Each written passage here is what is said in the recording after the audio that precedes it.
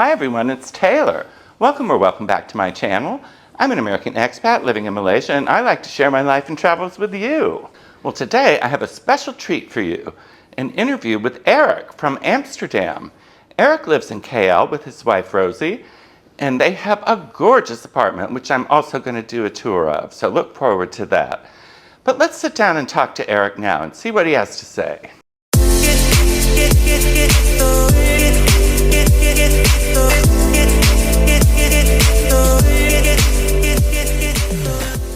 So first I want to thank Eric for meeting with me today.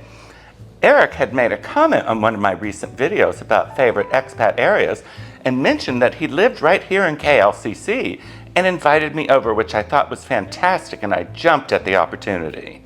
So here I am, and we're going to find out a little bit about Eric and what he is doing here in Malaysia.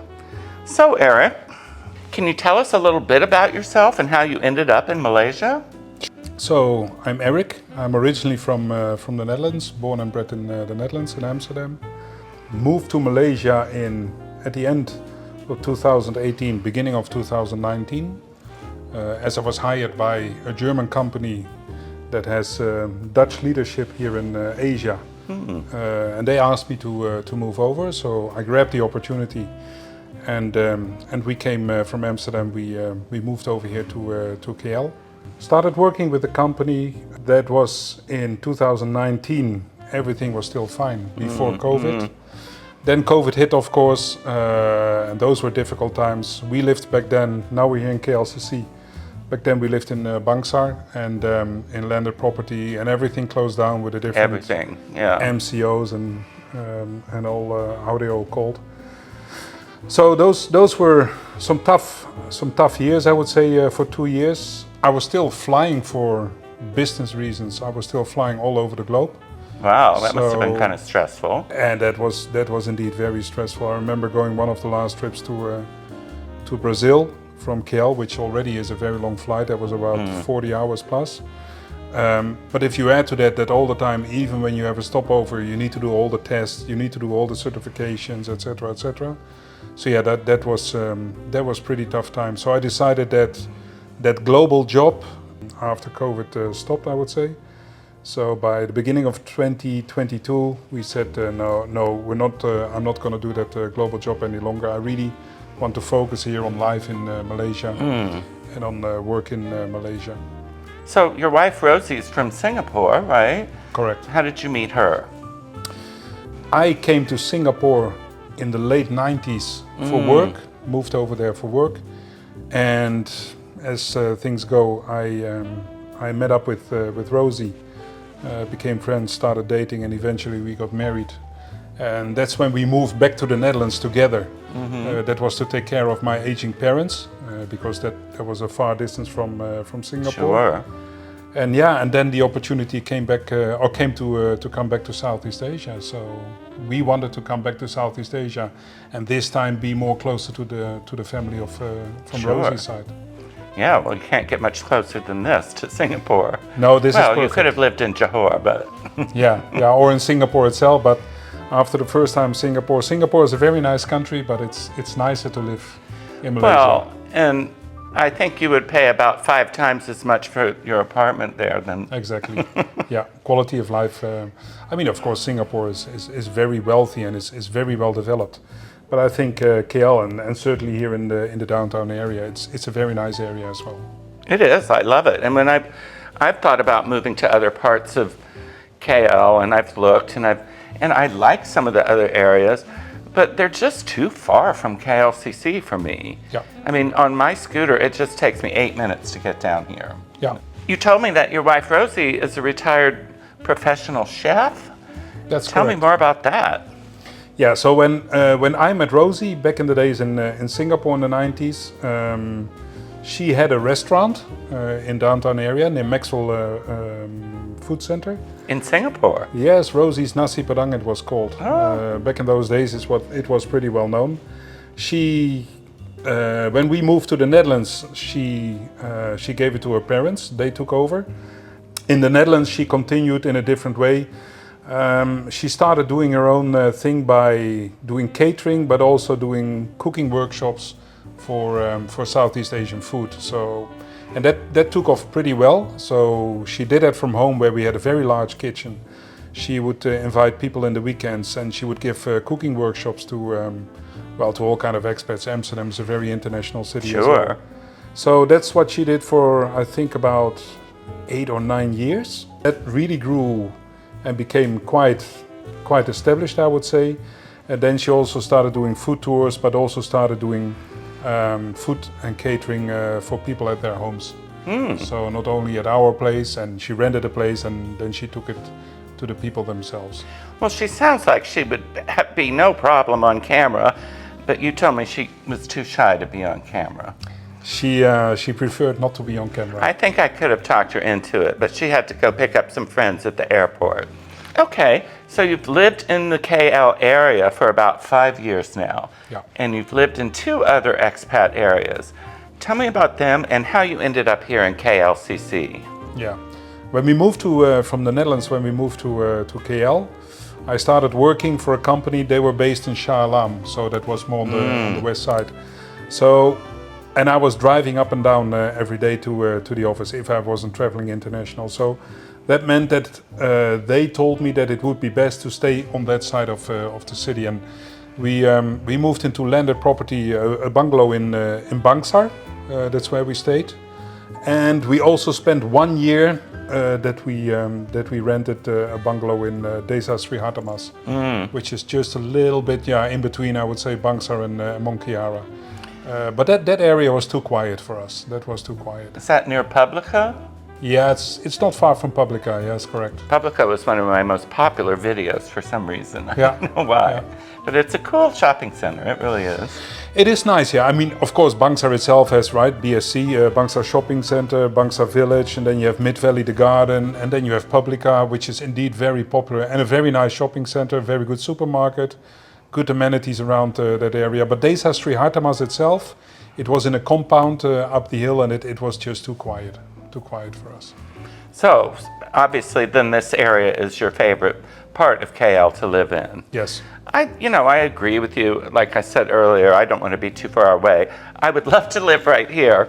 I just can't afford it. But it's 3.5 kilometers away isn't bad, certainly, and certainly not on a motorbike. So I've already mentioned I'm going to do a tour of the apartment in another video. So look forward to that.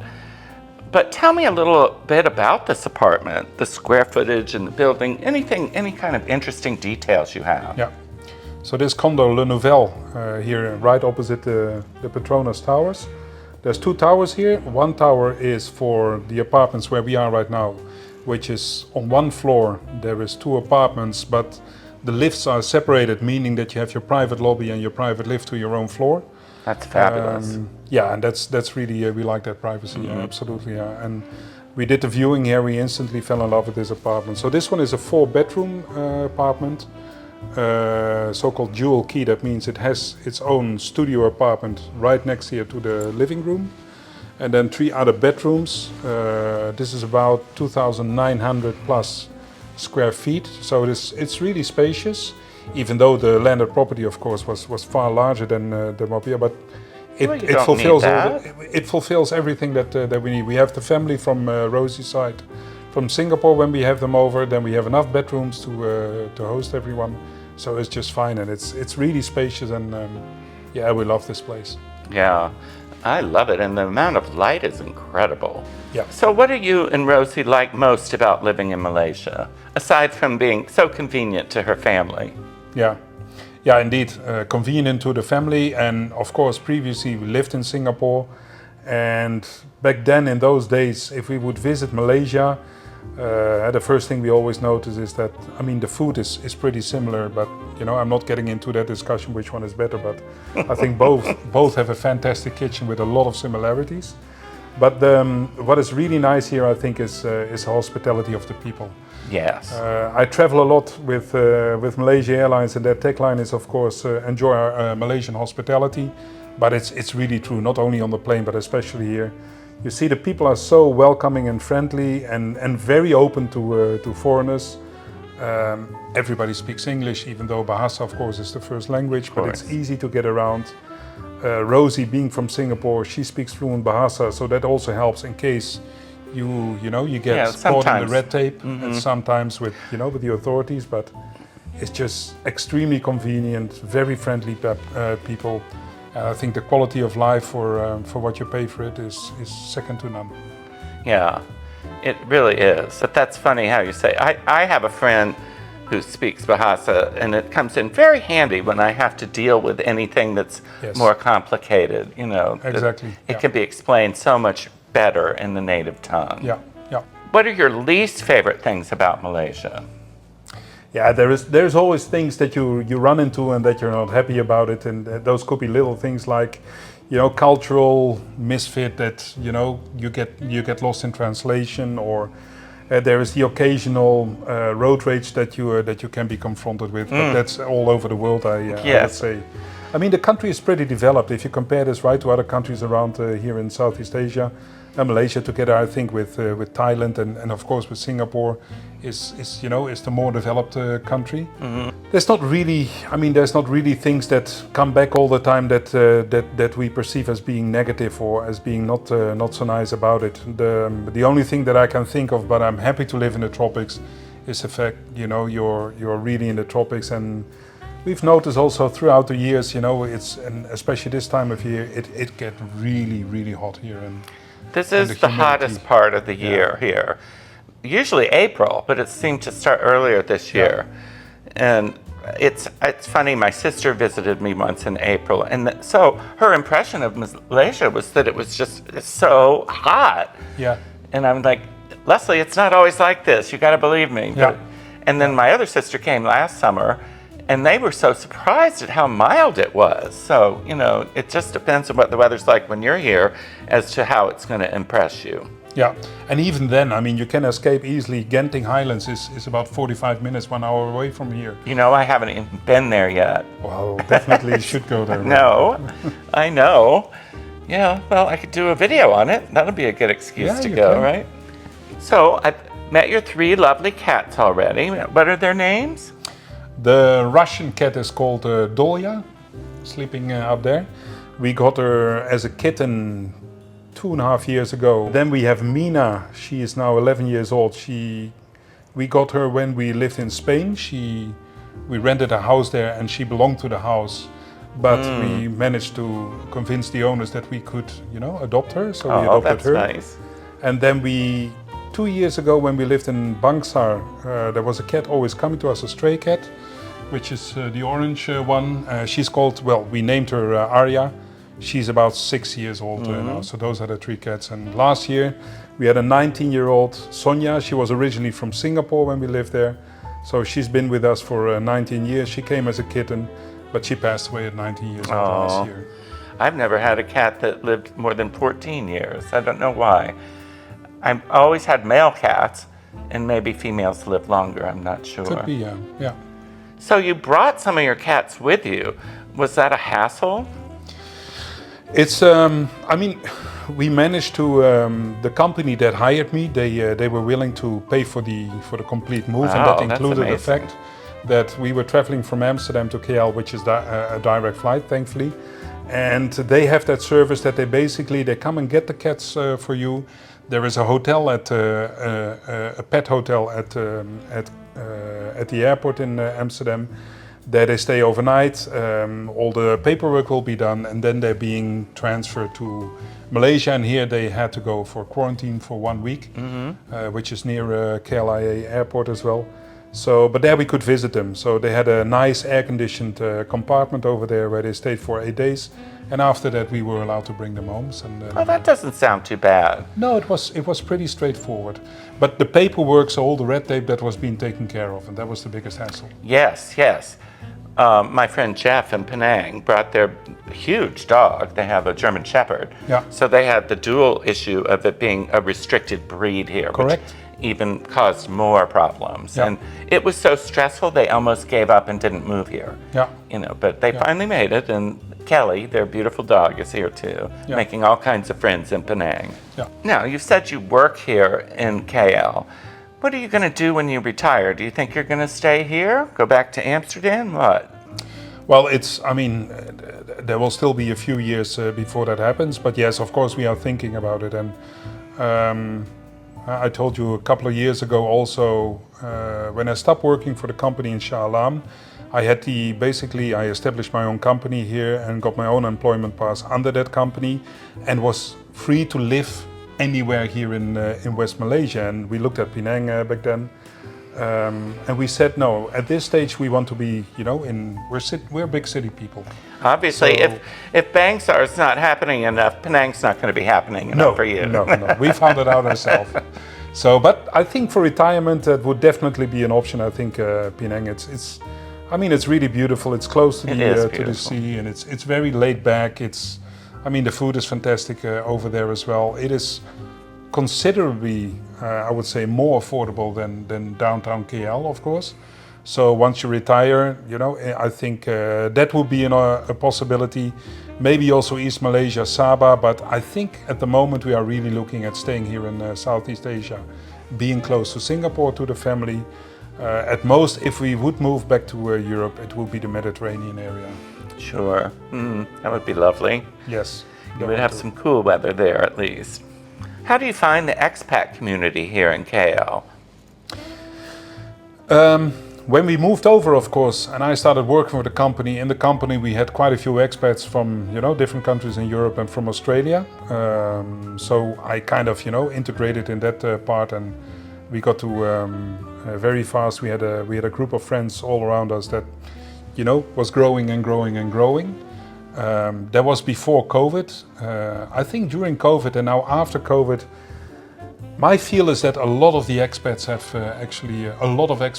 have left. Nevertheless, we still have a group of friends around us, and every now and then we get to meet new people. Also here actually in the condominium we met some Dutch people and some German people as well.